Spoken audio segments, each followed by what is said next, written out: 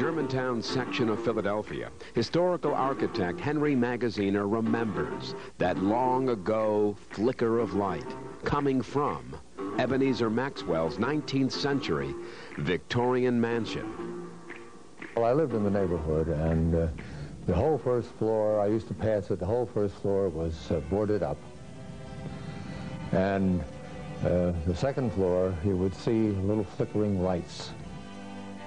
The lady who lived here, who moved here at the age of 2, and she died here in her 90s.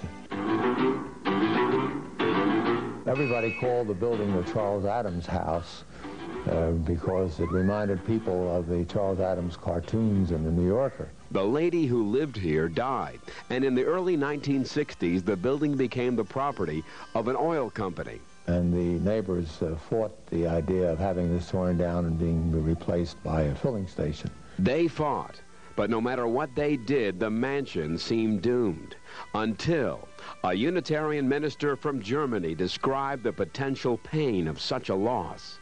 He had lived in Germany during the bombing of World War II.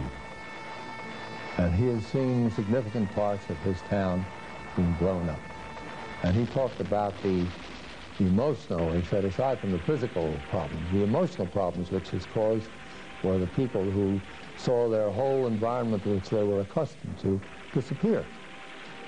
And he said, this building, in a prominent location, has been a part of this community, and so many of the people in our Unitarian Universalist house, the priestly house, have known this building as being part of their world, and demolishing it will do to them probably what I saw happen to people in Germany emotionally. The minister's sermon sent a shockwave throughout the community. And this is the result. 30 years later, we have a restored building. A restored building that is maintained by a nonprofit group called the Friends of the Ebenezer Maxwell Mansion that includes architect Robert Scaler. I just love Victorian architecture. And so he loves the Maxwell Mansion, that with its period furniture on loan from the Philadelphia Museum of Art is now listed on the National Register of Historic Places and anchors a 6-block, nationally recognized district of Victorian homes. Beside it being the only really Victorian house museum here in Philadelphia, it has become a cornerstone to what is called the Tulpehocken District.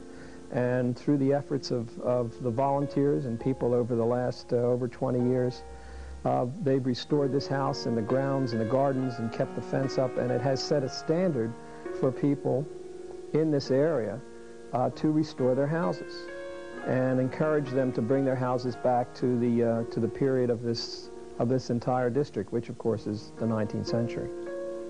This Tulpehocken district of the Germantown section of Philadelphia is special because it's the first suburb of Philadelphia, in a sense, a true suburb.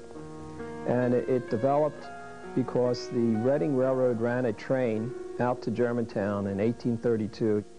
Riding the Reading were some of America's first commuters who were eager to work, but not to live in what was increasingly becoming a foul and dingy city. First place, Philadelphia during the 19th century was very heavily polluted. I mean, we had 2 huge train stations right in the middle of town, all these coal-driven engines coming in, and horses all over the place, and as well as people burning coal. So it was a polluted place, and it probably smelled pretty bad on a summer day. So this gave an opportunity for people who had the wealth to separate themselves from the city and live in the suburbs. People like textile merchant Ebenezer Maxwell, a yuppie of his day, who bought this place in 1859, when it was fashionable to live out in the suburbs and have these little Victorian villas and have gardens around you and fresh air, which was very important to keep your health. But now neighborhood health is kept by preserving little Victorian villas like this one, even though it is not in the suburbs anymore. I think the intrusion of a commercial property in the middle of this residential street would have had a very detrimental effect. This house is really a cornerstone in this district, and it encourages people to restore their properties.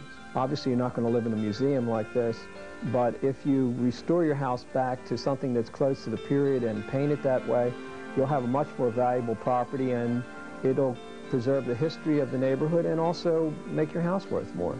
Preserving history increases equity. Now that's a formula with which Ebenezer Maxwell would have been right at home.